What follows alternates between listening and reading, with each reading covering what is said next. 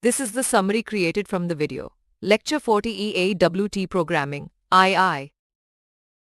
The video covers layout managers and GUI programming in Java, where basic AWT components can be organized using various layout managers like flow layout, border layout, grid layout, and card layout, all defined in the AWT package. These layouts offer different ways to position components within containers, either implicitly or explicitly.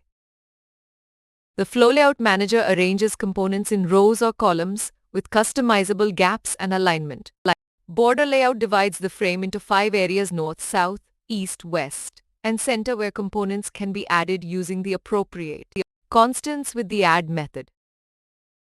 Grid layout creates a grid-like structure with a specified number of rows and columns, with the option to set gaps between cells. Card layout, on the other hand, allows displaying one panel at a time from a set of multiple panels, with methods like next and previous to navigate between them. Interactive programs rely on event handlers to respond to input to devices like the mouse and keyboard. These events, including mouse events, keyboard events, and window events, trigger programmer-defined actions within the program.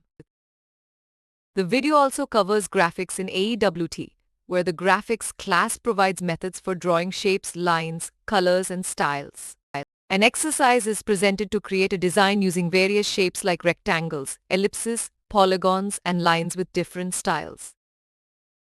Please stay tuned for more summary videos.